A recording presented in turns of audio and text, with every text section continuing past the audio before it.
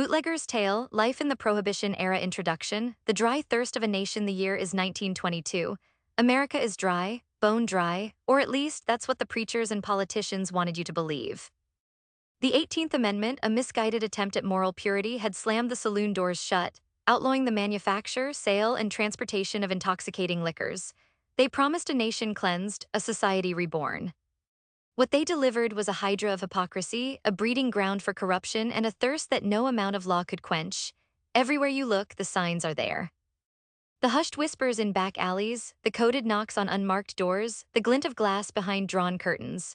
Speakeasies, those clandestine oases of forbidden pleasure, are springing up like mushrooms after a rain. The air is thick with the aroma of illicit gin, cheap perfume, and desperation. The moral high ground is paved with empty promises, and underneath, a river of illegal liquor flows. You remember the speeches, the patriotic fervor that swept the nation after the Great War. You'd hoped for a land of opportunity, a chance to rebuild. Instead, you found closed factories, dwindling prospects, and a gnawing emptiness in your gut. The war had taken its pound of flesh, and prohibition threatened to bleed you dry. You were a nobody, just another face in the crowd, struggling to make ends meet in a world that seemed determined to break you. It started small, a whisper overheard in a smoky bar, a connection made through a desperate acquaintance. The idea seemed ludicrous at first, producing and selling alcohol, defying the very law of the land. A dangerous proposition, no doubt. But the danger was part of the allure, and so was the money. Honest work offered little more than a slow, agonizing decline into poverty. This was a gamble, a high-stakes game with the potential for immense reward. Or catastrophic ruin. Your distillery is nothing to brag about, a makeshift operation tucked away deep in the woods, a place where the law rarely treads. The air hangs heavy with the sweet, acrid smell of fermenting mash. The copper still, salvaged from a forgotten farm, gleams dully in the flickering lamplight. It's a risky business, requiring careful planning and secrecy. One wrong move, one careless word, and it could all come crashing down. The first batch is rough, fiery stuff. Not exactly fine wine, but it'll do. It has to. You bottle it, label it with a shaky hand, and load it onto your beat-up delivery truck, a relic from a bygone era, now repurposed for a more illicit trade. Fear gnaws at you, a constant companion, but beneath the fear, a spark of something else flickers to life: ambition. A chance to claw your way out of the gutter, to make something of yourself in this new, lawless world. You're no saint, but you're no fool either. You're a survivor. And in the dry, desperate landscape of Prohibition America, survival means adapting. It means bending the rules, breaking the law, and taking what you need to get by. This is more than just making and selling liquor. It's a dance with the devil, a descent into a world where morality is a luxury and survival is the only rule. You're about to find out just how deep the thirst runs and what lengths people will go to quench it. The Whispering Still, Genesis of a Bootlegger. The idea had been simmering for weeks, a desperate recipe for survival born from equal parts necessity and reckless ambition. You'd scouted the location meticulously, poring over maps, tracing forgotten logging trails, and listening to the whispers of old-timers who knew the land like the back of their hand. Seclusion was paramount. Too close to town, and the prying eyes of Sheriff Brody and his deputies would be a constant threat. Too far in the wilderness, and the logistics would become a nightmare. You finally found it, a secluded hollow nestled deep within the Blackwood Forest. A natural bowl in the landscape, ringed by towering pines and shrouded in perpetual twilight. A spring-fed creek gurgled through the bottom, providing a crucial source of water for the operation.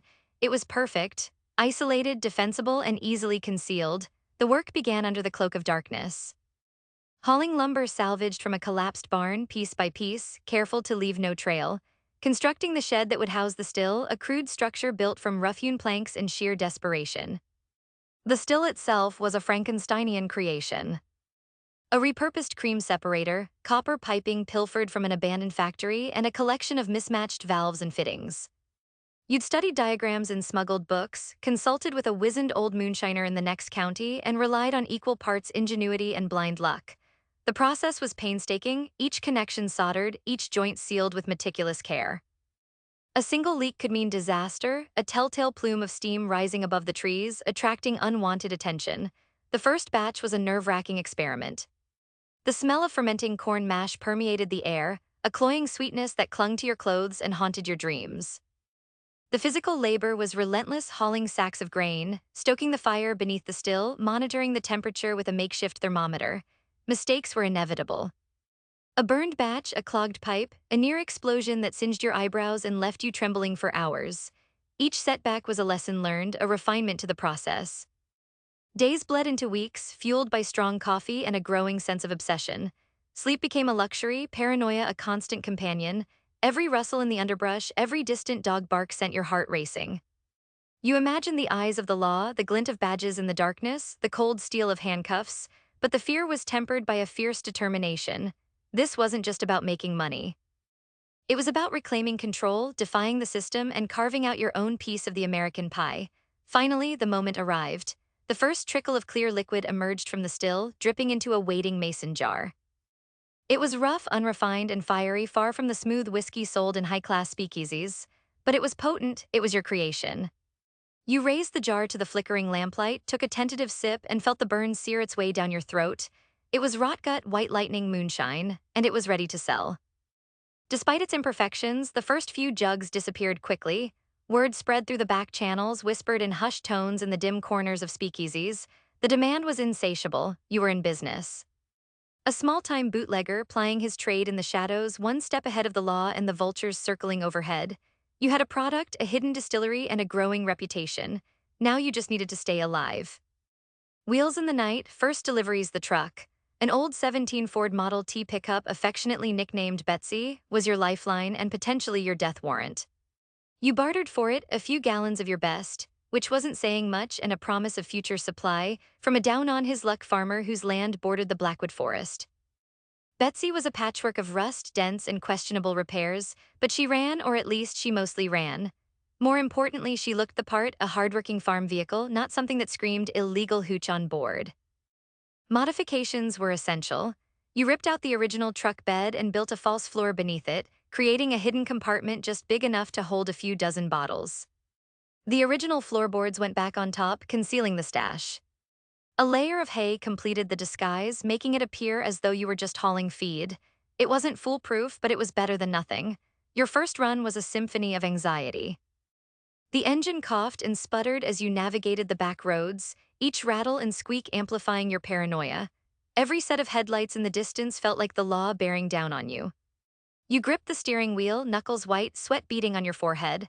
The full moon cast long, eerie shadows, turning familiar landmarks into menacing figures. Your destination was a small, unassuming speakeasy called the Blind Pig, tucked away in the basement of a seemingly abandoned laundry in the next town over. Your contact was a nervous, jittery man named Frankie, a low-level operator who was always looking over his shoulder.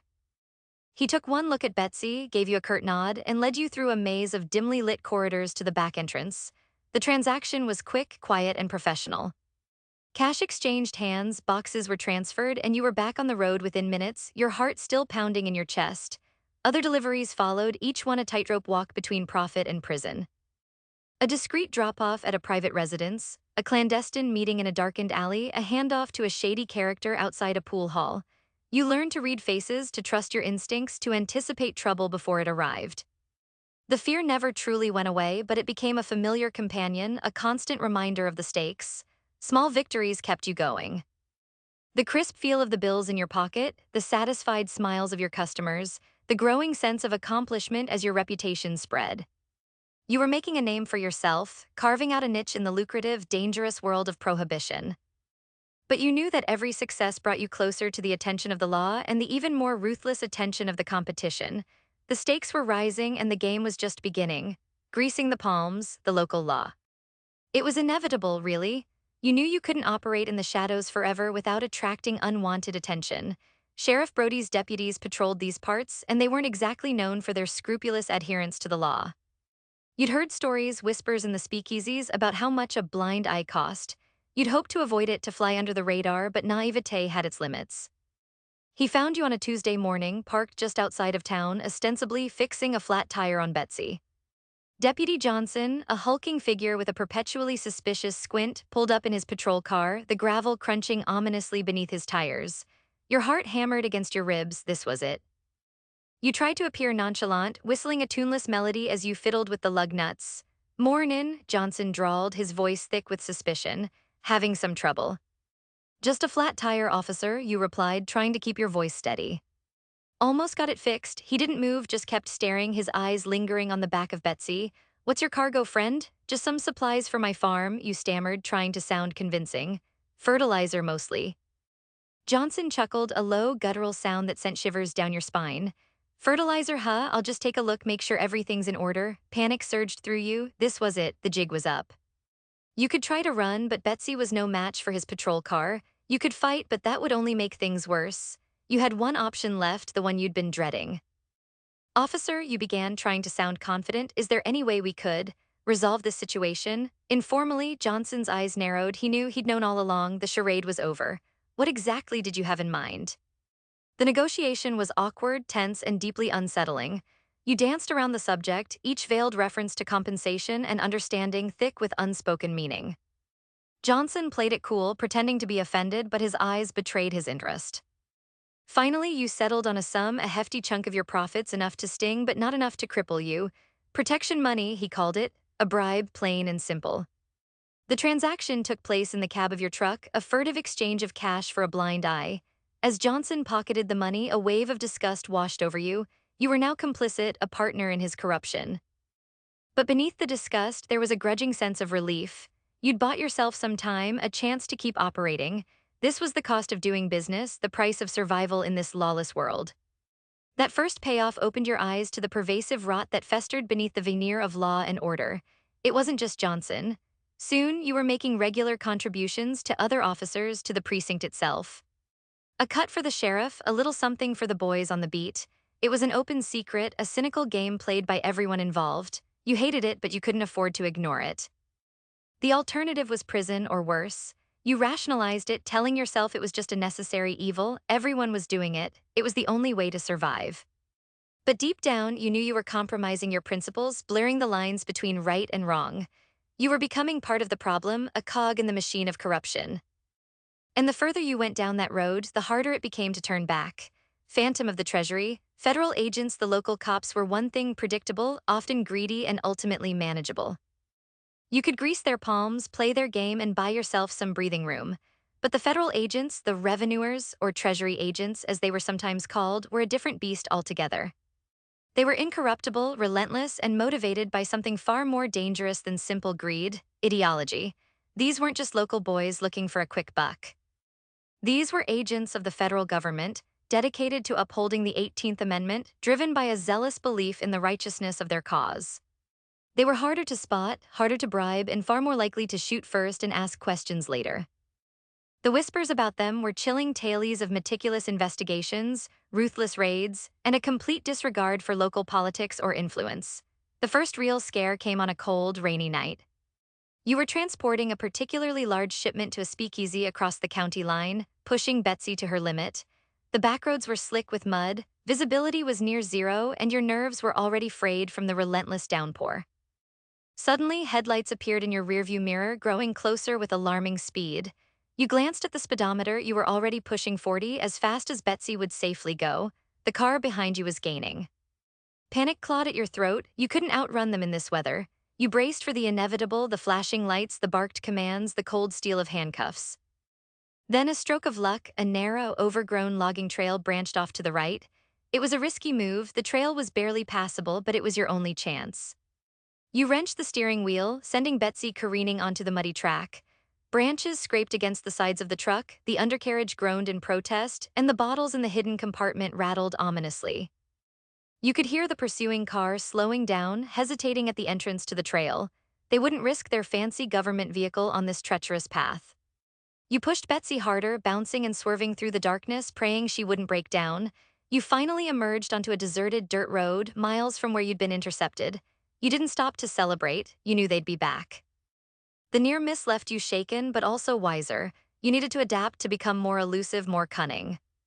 You started varying your routes, driving at unpredictable times, and using a network of lookouts to warn you of approaching law enforcement. You even invested in a decoy, a beat-up old wagon filled with hay, driven by a trusted and well-paid friend. The wagon would take the main roads, drawing attention while you slipped through the backwoods with the real goods. It was an expensive gamble, but it was worth it for the peace of mind. You never knew when the feds might be lurking around the next bend, waiting to spring their trap. The constant threat of the revenuers hung over you like a dark cloud. You were always looking over your shoulder, always scanning the horizon for unfamiliar cars, always listening for rumors of federal activity. You were living on borrowed time, hunted by an unseen, relentless force, and the longer you stayed in the game, the more certain you were that your luck would eventually run out. The shadowy hand, first glimpse of the Mafia. The whispers started subtly, like a draft under a closed door. At first, it was just rumors, hushed conversations in the corners of speakeasies, nervous glances exchanged between owners and patrons. Tales of establishments suddenly changing hands, seemingly overnight. Of competitors vanishing without a trace, their businesses shuttered, their inventory seized. The word protection began to circulate, uttered with a mixture of fear and resentment. You'd initially dismissed it as idle gossip, the kind of paranoia that thrived in the murky underworld of prohibition. Everyone was looking over their shoulder, expecting betrayal from rivals and law enforcement. But the stories persisted, growing more frequent and more disturbing. A pattern began to emerge, a pattern of intimidation, coercion, and violence. The first concrete sign came when Benny the Nose Giordano's speakeasy, the Blue Moon, went dark. Benny was a loudmouth, a braggart, and a known penny pincher. He'd always squeezed you on prices, haggling over every bottle, complaining about the quality, and yet his establishment was always packed. He had a prime location and a loyal clientele. One week, the Blue Moon was buzzing with life, the next, boarded up and silent. A few days later, you heard that Benny had skipped town, leaving behind a mountain of debt and a string of angry creditors. The official story was that he'd been busted by the feds, but the timing was too convenient, the details too vague. Something didn't add up, then came the new faces. Hard men dressed in sharp suits with eyes that could bore a hole through steel. They started appearing in the speakeasies, sitting at the best tables, drinking the most expensive liquor and radiating an aura of quiet menace. They didn't say much, but their presence was unmistakable. They were watching, assessing, taking stock. Your delivery runs became more fraught with tension. Speakeasy owners, once jovial and eager to do business, now seemed anxious and distracted. They paid you in cash, but their eyes darted nervously around the room, as if expecting someone to appear at any moment. They spoke in clipped tones, avoiding any direct mention of the new management. The indirect encounter that truly shook you was the fate of Sal DeMarco, another small-time bootlegger who operated a few counties over. Sal was an independent operator like you, fiercely protective of his territory and stubbornly resistant to outside influence. You'd met him a couple of times at neutral drop-off points, exchanged stories, and shared a nervous laugh about the dangers of the trade. He was a decent guy, trying to make an honest living in a dishonest world. Then one morning you heard the news. Sal's distillery had been raided, not by the feds but by something else. Witnesses described a group of men in dark cars armed with Thompson submachine guns. They'd stormed the distillery, smashed the stills, and torched the entire operation. Sal himself was nowhere to be found. Some said he'd been taken for a ride, others that he'd simply disappeared. Whatever the truth, the message was clear: defiance would not be tolerated. The chilling realization washed over you. You were no longer just dodging the law, you were navigating a far more dangerous game. There was a new power in town, a force far more ruthless and organized than anything you'd encountered before. The Mafia had arrived and they were staking their claim. Suddenly, your own little operation felt insignificant, almost pathetic. You were a minnow swimming in shark-infested waters. Your immediate goal shifted from expansion and profit to simple survival. You needed to stay off their radar to avoid any conflict, to make yourself as invisible as possible. For now, at least, you were just trying to stay alive, one bottle at a time. Expanding the empire, new stills, new troubles, the demand was relentless. What started as a trickle had become a flood.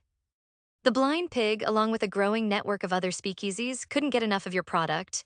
You were barely keeping up, running Betsy ragged, and pushing yourself to the brink of exhaustion. The original still, bless its cobbled-together heart, was simply too small to meet the ever-increasing need. You had a decision to make: stay small and relatively safe, or scale up and risk everything. Ambition, that insidious serpent, whispered in your ear. You tasted success, the heady rush of cash in your hand, the respect or perhaps fear in the eyes of your customers. You weren't content with scraping by anymore, you wanted more. More money, more power, more control. The decision, when it came, was swift and decisive. You were going to expand. New locations, new faces. Finding a new location was paramount. Blackwood Forest was becoming too familiar, too easily watched. You needed a spot even more remote, even more inaccessible. You spent weeks scouting, venturing deeper into the wilderness, following forgotten logging trails and consulting with grizzled old trappers who knew the lay of the land.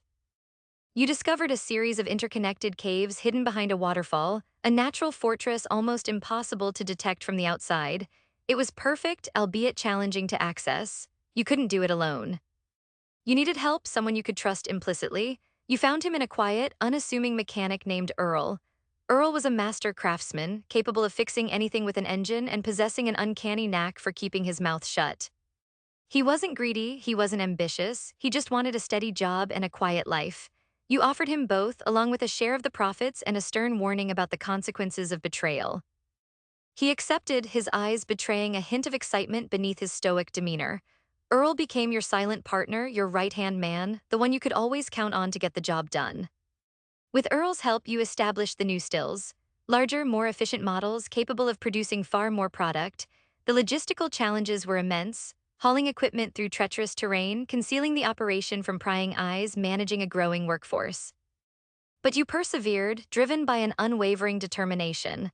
From moonshine to something finer, the expansion wasn't just about quantity, it was about quality. You began experimenting with different recipes, different grains, different techniques. You even started importing small quantities of aged whiskey from Canada, smuggling it across the border in false-bottomed trucks. You wanted to offer your customers something more than just rot-gut moonshine. You wanted to provide a genuine taste of luxury, a taste of the forbidden. The risk escalated exponentially. More stills meant more potential targets for law enforcement.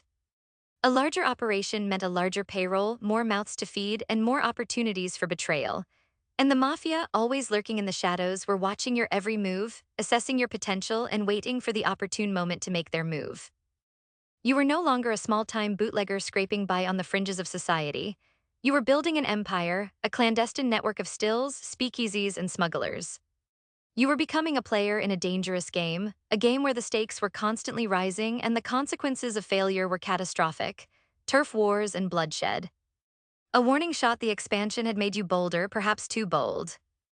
You were no longer content with just supplying the speakeasies that came to you. You started actively seeking out new clients, encroaching on territory that wasn't explicitly yours but was certainly claimed by others. You told yourself it was just good business, filling a void, meeting a demand. But deep down, you knew you were playing a dangerous game, one that could have deadly consequences. The first sign of trouble came in the form of slashed tires. Betsy, parked outside your makeshift headquarters, was rendered useless, all four tires neatly sliced with a knife. It was a message, clear and concise. You knew who it was from: Frankie the Shiv Santoro, a low-level thug who ran a small-time bootlegging operation on the other side of the county. You'd heard whispers about Frankie, a hothead, quick to anger and fiercely protective of his turf. You ignored the warning, chalking it up to childish vandalism. You replaced the tires, reinforced the locks on Betsy, and continued your expansion unabated. You were sending a message of your own, you weren't easily intimidated. The next encounter was more direct. You were making a delivery to a new speakeasy on the edge of Frankie's territory, a dimly lit establishment called the Velvet Curtain. As you unloaded the crates, a group of men emerged from the shadows. They were rough-looking, dressed in ill-fitting suits and armed with clubs and knives. Frankie himself stood at the front, a sneer plastered across his face. "This is my territory," he growled, his voice raspy. "You're on my turf, selling your hooch to my customers." You tried to reason with him, to explain that you were just trying to make a living, that there was enough business for everyone. But Frankie wasn't interested in reason. He was interested in asserting his dominance, in reminding you who was in charge. "You got two choices," he said, his eyes glinting in the dim light. "You can pack up your stuff and get out of here, or you can stay and face the consequences." A fight was inevitable. You weren't a fighter, but you weren't about to back down. You dropped the crate you were holding and stepped forward, clenching your fists. The brawl was short, brutal, and chaotic. You managed to land a few punches, but you were outnumbered and outmatched. Frankie's men swarmed you, raining down blows with their clubs and knives. You felt a sharp pain in your side, a searing sensation that made you gasp for breath. You were losing. Suddenly, a shot rang out, echoing through the alleyway. Everyone froze. Frankie's men hesitated, their eyes darting around in confusion. You looked up and saw Earl standing at the entrance to the speakeasy, a shotgun leveled at the crowd. He hadn't said a word, his face a mask of grim determination. "Get out of here," Earl said, his voice low and menacing. Now, Frankie glared at you, his face contorted with rage. "This isn't over," he spat. "You'll pay for this." He and his men retreated, disappearing into the shadows as quickly as they had appeared. You stood there, bruised, bleeding, and shaken. Earl helped you into Betsy, his face etched with concern. The drive back to your headquarters was silent. You knew this was a turning point. You couldn't ignore the threat any longer. Violence was an inherent part of this business, and you had to adapt or be crushed. You started carrying a pistol, a Colt, 45 tucked into your waistband. You hired a couple of burly bodyguards, men with reputations for violence and a willingness to use it. You reinforced your headquarters, adding steel doors and barred windows. You were preparing for war. That night you sat alone in your office, the Colt, 45 resting on the desk in front of you. You stared at the weapon, its cold steel a stark reminder of the path you had chosen. You were no longer just a bootlegger trying to make a living. You were a combatant in a turf war, a soldier in a battle for survival. You had crossed a line and there was no turning back. The fear was still there, but it was now tempered by a cold, hard resolve. You would defend what was yours by any means necessary. The speakeasy shuffle inside the underworld. Your distribution network hinges on the clandestine world of speakeasies. These aren't just bars, they're vital arteries pumping lifeblood, your product, into the city's hidden veins. Each visit is a calculated risk, a plunge into a vibrant, secretive society where fortunes are made and lost under the dim glow of illicit lamps. The music hits you first, a raucous, joyful explosion of jazz that spills out from behind heavily curtained windows and unmarked doors. Inside, the air hangs thick with cigarette smoke, cheap perfume, and the mingled sense of gin, sweat, and desperation. The clientele is a motley crew, flappers in shimmering dresses, their laughter brittle and bright, sharp-suited gangsters with eyes that miss nothing, weary businessmen seeking escape from the day's troubles, and wide-eyed newcomers eager for a taste of forbidden pleasure. Speakeasy encounters, the speakeasies themselves, are as varied as the people who frequent them. Some are opulent, lavish affairs with crystal chandeliers, velvet drapes, and tuxedoed waiters. Others are cramped, dingy basements with sawdust on the floor and a rough-and-tumble atmosphere. But they all share one thing, a commitment to secrecy and a reliance on your supply. You make regular rounds, hitting your established spots, the Blind Pig, the Velvet Curtain, and a few others that have opened up since your operation expanded. You've cultivated relationships with the owners, men and women who live on the razor's edge, balancing profit with the constant threat of a raid. These are individuals pushed to the brink, driven by economic necessity and a willingness to skirt the law. Frankie at the Blind Pig remains your steadiest customer, though he's become even more jumpy since the Mafia started sniffing around. His cynicism is a shield, a way to cope with the constant pressure. Then there's Delia, the owner of the Velvet Curtain. A former singer, she exudes an air of world-weary glamour, her voice husky with years of late nights and hard liquor. She's tougher than she looks, a shrewd businesswoman who knows how to survive in this cutthroat world. Building trust, walking a tightrope over time, you build a certain camaraderie with these speakeasy owners. You share stories, exchange favors, and offer each other support in a world where trust is a rare commodity. You learn their quirks, their fears, their ambitions. You see the desperation in their eyes, the weight of responsibility they carry on their shoulders. You know that their livelihoods and perhaps their lives depend on your ability to keep the liquor flowing, and they know the same holds true in reverse. However, the precariousness of their existence is always at the forefront. A raid, a betrayal, a simple slip-up could bring their entire world crashing down. The threat of the Mafia looms large, their shadow stretching across the entire landscape of illicit pleasure. You see the fear in the speakeasy owners' eyes when unfamiliar faces enter their establishments, the forced smiles they wear as they hand over a cut of their profits. This network of speakeasies forms the core of your distribution. It's a complex web of alliances, debts, and shared risks. It's a world where a handshake can seal a deal, where a whispered word can save a life, and where a betrayal can be fatal. The speakeasies are more than just outlets for your product. They are your lifeline, your community, your connection to the pulse of the city's hidden heart. And navigating this world requires cunning, courage, and a willingness to play the game by its own dangerous rules. The lure of gold, ambitions grip the early days, fueled by desperation and fear, seem like a distant memory. Back then, survival was the only goal. Now, with a network of stills churning out product and a steady flow of cash filling your pockets, something has shifted. The gnawing hunger remains, but it's no longer just for sustenance. It's for something more: power, recognition, a taste of the good life. The beat-up Model T Betsy still serves you faithfully, but it's now joined by a fleet of newer, faster vehicles, discreetly modified, of course. You've moved from a cramped, run-down apartment to a sprawling house on the outskirts of town, complete with a manicured lawn and a live-in cook. You wear tailored suits, smoke imported cigars, and sip the finest scotch, smuggled naturally. The irony isn't lost on you. You're living a life of luxury funded by breaking the very laws you once struggled to abide by. Moral erosion: the compromises that once seemed so difficult now come easily. Bribing the cops is routine, a mere line item in your budget. You turn a blind eye to the violence perpetrated by your enforcers, justifying it as a necessary evil. You even start cutting corners with your product, watering down the whiskey and adding cheaper ingredients to increase your profits. The guilt still gnaws at you occasionally, but it's easily suppressed by the allure of wealth and influence. You tell yourself that everyone does it, that it's just business. But deep down, you know you're losing a part of yourself, sacrificing your integrity on the altar of ambition. Enter the accountant. The growing complexity of your operation demands a new level of expertise. You need someone to manage the finances, to track the inventory, to navigate the increasingly treacherous waters of the underworld. That's when Leo enters the picture. A former bank clerk with a meticulous mind and a knack for numbers, Leo seems an unlikely candidate for a life of crime. But he's sharp, discreet, and desperately in need of a fresh start. His previous employer went out of business, and his family is facing financial ruin. You offer him a job, a generous salary, and a promise of security. He hesitates at first, wrestling with his conscience. But the temptation is too great. He accepts, becoming your confidant, your right-hand man, the keeper of your secrets. Leo quickly proves his worth, streamlining your operations, identifying new revenue streams, and keeping the books meticulously balanced. He's a natural, adapting to the criminal world with surprising ease. You trust him implicitly, sharing details of your operation that you wouldn't dare reveal to anyone else. He knows where the bodies are buried, both literally and figuratively. His presence is a comfort, a sign that you're no longer alone in this dangerous game.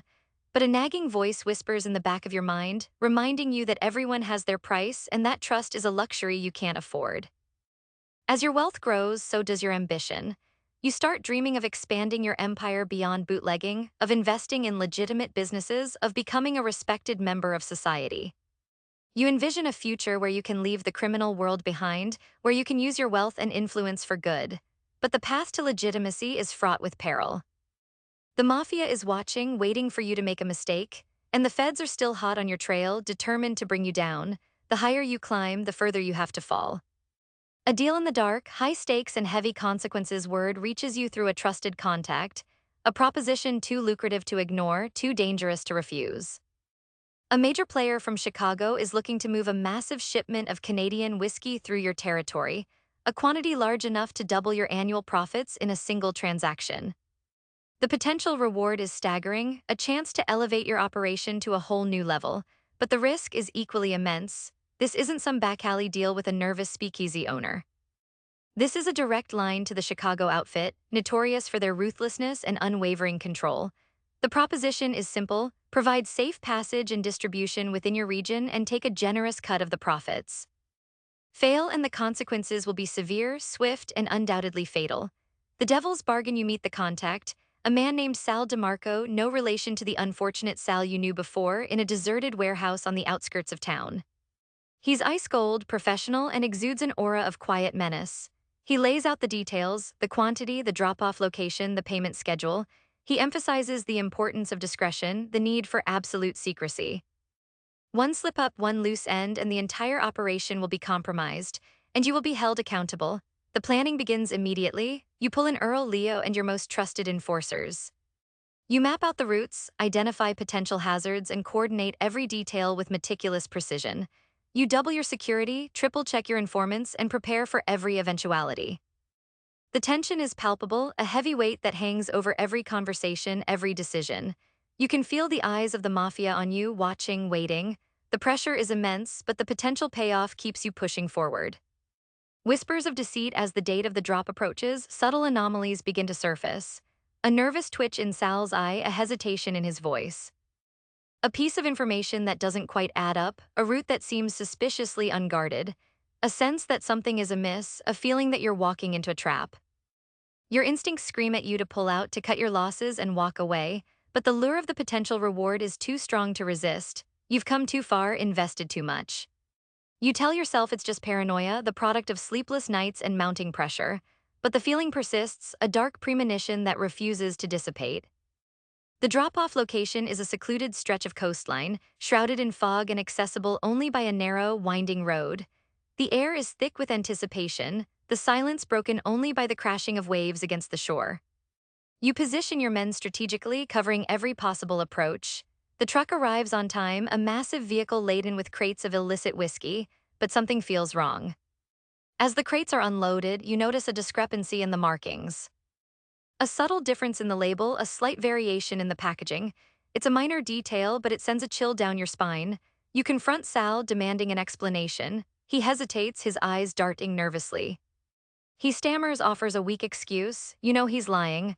The truth hits you like a punch to the gut. You've been set up. The whiskey isn't what it seems. It's a trap designed to lure you into the open, to expose your operation to the authorities, or worse, to a rival gang looking to muscle in on your territory. You're caught in a crossfire, a pawn in a game far bigger and far more dangerous than you ever imagined. The snake in the grass, betrayal revealed, the air crackles with tension.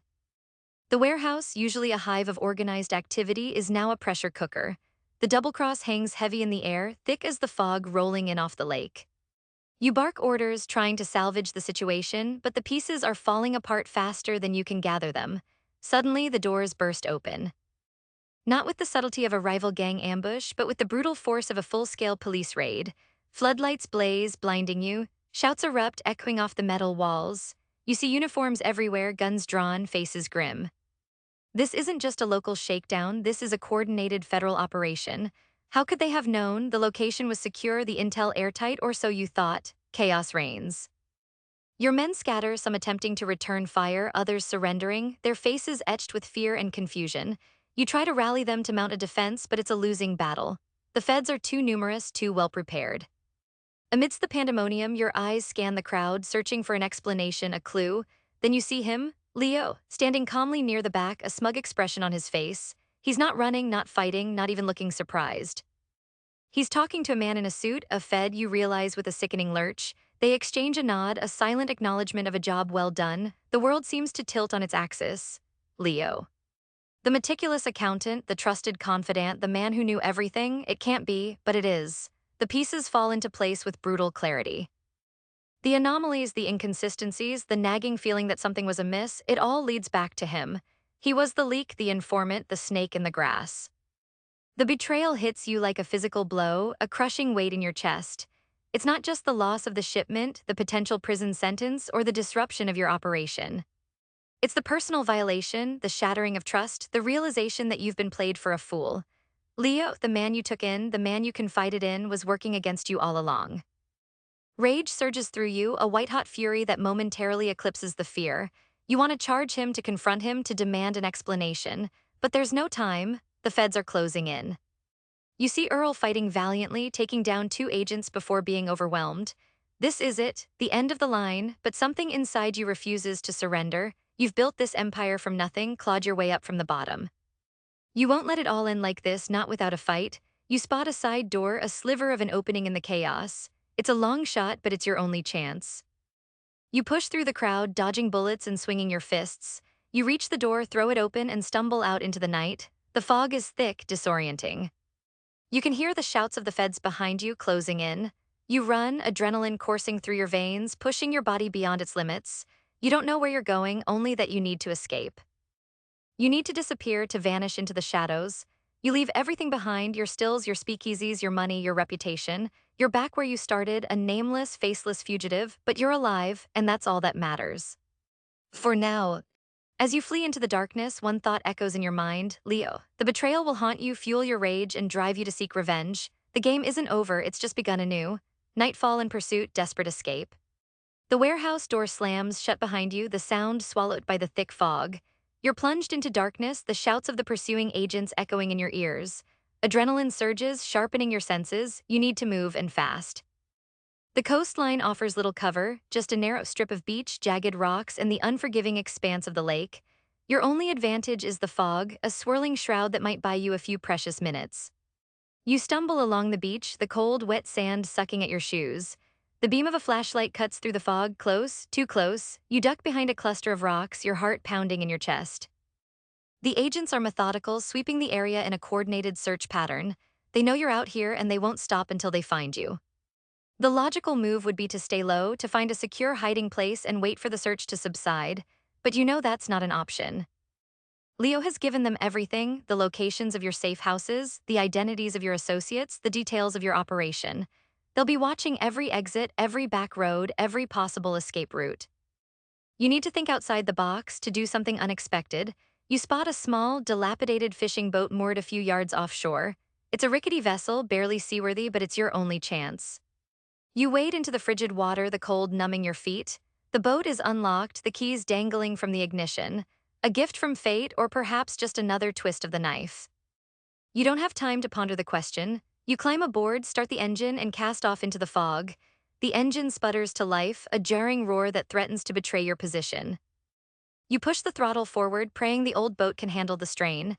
You navigate blindly, relying on instinct and a vague sense of direction. The fog swirls around you, creating an eerie, disorienting maze. You can hear the shouts of the agents on the shore, growing fainter as you move further out into the lake. Suddenly, a spotlight pierces the fog, illuminating your boat in its harsh glare. A speedboat appears out of nowhere, bearing down on you at full speed. The feds, they've anticipated your move. You brace for impact, knowing you can't outrun them, but you can outsmart them. You cut the engine, plunging the boat into darkness. The speedboat roars past, its occupants scanning the water with their flashlights. You wait, holding your breath until the sound fades into the distance. Then you restart the engine and change course, heading in the opposite direction. You spend the next few hours navigating the lake, dodging searchlights and evading capture. You're exhausted, cold, and soaked to the bone. But you're still alive. You eventually reach a deserted stretch of shoreline far from the warehouse and the pursuing agents. You abandon the boat, disappearing into the woods. You know you can't stay here. The feds will be searching the area, combing every inch of the forest. You need to reach the city to find a safe place to lie low, to regroup, and to plan your next move. The city is your territory, your domain. You know its hidden alleys, its secret passageways, its forgotten corners. You're a ghost in this machine. You're intimately acquainted with the underbelly of society and the people who prowl it. You hitchhike, paying a weary trucker with the last of your crumpled bills. The tension is thick in the air as you approach the city limits. You stay low in your seat, hoping to avoid detection. Luck is on your side. You pass through the checkpoints without incident. You're in. Now the real challenge begins. The last stand, confrontation, or flight. The city swallows you whole, a concrete jungle teeming with shadows and secrets. You melt into the crowd, another nameless face in a sea of desperation. But you're not just hiding, you're strategizing. Two paths lie before you: confront Leo and extract your revenge, or vanish completely, leaving your past behind. Both choices demand a sacrifice, a final gamble with potentially fatal consequences. Option 1, showdown. Revenge is a burning ember in your gut. To confront Leo, you need information, a lead, something to break his seemingly impenetrable shell. You tap your remaining contacts, the speakeasy owners who still trust you, the enforcers who evaded capture. The information trickles in slowly, a dangerous game of whispers and veiled threats. Leo has become a protected asset, shielded by the very authorities he betrayed you to. He's living comfortably, enjoying the spoils of his treachery, confident in his newfound immunity. You discover his location, a heavily guarded apartment building in a respectable part of town. Getting to him will be a suicide mission. You need a plan, a carefully orchestrated assault that minimizes risk and maximizes impact. You gather your remaining loyalists, men and women who share your thirst for vengeance. You arm yourselves, prepare for the worst, and steel your nerves for a final, bloody confrontation. The assault is swift and brutal. You breach the apartment, taking down the guards with ruthless efficiency. Leo is caught off guard, his face a mask of terror. You confront him, laying bare his betrayal, demanding answers. He pleads for his life, offering excuses, blaming circumstance. But your mind is made up, justice will be served. You deliver the final blow, a grim satisfaction washing over you as his life ebbs away, but victory is short-lived. The authorities descend, sirens wailing, the net tightening around you. You've avenged yourself, but you've also sealed your fate. Capture is inevitable. The last thing you see is the cold, indifferent faces of the law, their guns trained on you. The game is over. Option 2, fade away. Survival trumps revenge. To disappear, you need to sever all ties to your past. You abandon your identity, shed your former life like a snake shedding its skin. You acquire false papers, a new name, a fabricated history. It's a costly and risky endeavor, but it's your only hope. You leave the city, venturing into the anonymous heartland of America. You drift from town to town, taking odd jobs, living under the radar. You become a ghost, a shadow, a stranger in a strange land. The wealth you accumulated is gone, seized by the authorities or stolen by your enemies. You're back to square one, struggling to make ends meet, haunted by the memories of your past. The fear never truly goes away. You're always looking over your shoulder, expecting the feds to catch up with you. You live in constant paranoia, sacrificing any chance of happiness or stability, but you're free. You've escaped the clutches of the law, the clutches of the mafia, the clutches of your own ambition. Years pass. You're an old man now, weathered and worn, living a simple life in a remote corner of the country. The Prohibition era is a distant memory, a chapter in history books. But for you, it's a living nightmare, a constant reminder of the choices you made, the lives you ruined, the person you used to be. You achieved the impossible, you vanished. But at what cost? Was it worth sacrificing everything for a life of anonymity and regret? The answer, like the whiskey you once peddled, is bitter and leaves a lingering burn. The bitter taste, aftermath, and reflection. The sirens fade, the gunshots cease, and the dust settles, leaving behind a landscape of ruin. Whether you managed a daring escape or found yourself caught in the iron grip of the law, the echoes of your bootlegging life reverberate, shaping the person you are destined to become. The runaways lament if you vanished into the night, leaving behind your empire in smoldering ruins. The taste of freedom is initially sweet, laced with the relief of survival. But soon, the sweetness turns acrid. Every shadow seems to conceal a federal agent, every unfamiliar face a potential informant. Paranoia becomes your closest companion, whispering doubts and suspicions into your ear at every turn. You shed your old skin, assuming a new identity, a new life in some forgotten corner of the country. The tailored suits are replaced by worn overalls, the imported cigars by cheap cigarettes. The laughter of flappers and the clinking of glasses are replaced by the rustling of leaves and the mournful cry of a distant train. The ambition that once drove you now haunts you. Was it worth it? The constant fear, the moral compromises, the lives you affected. You try to find solace in the simplicity of your new existence, but the memories linger like a stubborn stain on your soul. You're a ghost haunted by the echoes of a life that could have been, a life that was stolen by greed, ambition, and betrayal. Yet a flicker of dark humor remains. You cheated the gallows, didn't you? Outsmarted the feds, at least for a while, and maybe, just maybe, that's a victory of sorts. The prisoners regret if the cold steel of handcuffs marked the end of your run. The reality of prison is a brutal awakening. The clang of cell doors, the gruel served 3 times a day, the faces hardened by despair and violence. It's a far cry from the opulent speakeasies and the thrill of the chase. Freedom, once taken for granted, becomes a precious, unattainable commodity. The weight of your choices settles upon you, crushing your spirit. Regret becomes your constant companion, a gnawing ache that never truly subsides. Days bleed into weeks, weeks into months, months into years. The outside world fades into a distant memory. You try to find solace in routine, in the camaraderie of your fellow inmates, but the darkness is always there, lurking just beneath the surface. You replay the events that led to your downfall, searching for a different path, a different decision, but it's no use. The past is immutable, a fixed point in the vast expanse of time. Perhaps in the quiet solitude of your cell, you find a measure of redemption. You confront your demons, acknowledge your mistakes, and strive to become a better person. Or perhaps the bitterness festers, hardening your heart, turning you into a hardened criminal, a product of the very system that imprisoned you. Either way, the Prohibition era has left its indelible mark, etching itself onto your soul. And even when you finally walk free, the ghosts of your past will continue to walk with you.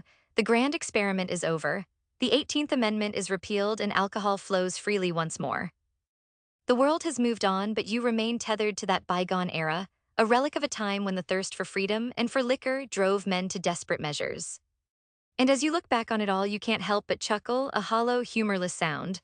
What a ridiculous, dangerous, intoxicating mess it all was. And you, my friend, were right in the thick of it. Epilogue: The Hangover of History, December 5, 1933, the day the music died, and then came roaring back legally. The 18th Amendment, that grand social experiment, finally choked on its own hypocrisy and breathed its last. The taps flowed freely, the speakeasies transformed or vanished, and the world moved on, seemingly forgetting the era of backroom deals and bathtub gin.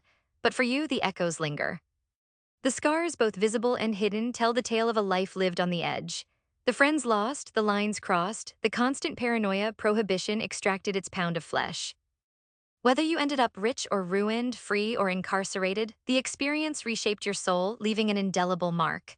The grand experiment failed, but it exposed the underbelly of American society. It revealed the hypocrisy, the corruption, and the insatiable thirst for what's forbidden. And it created characters like you survivors, hustlers, and outlaws who danced with the devil and sometimes, against all odds, lived to tell the tale.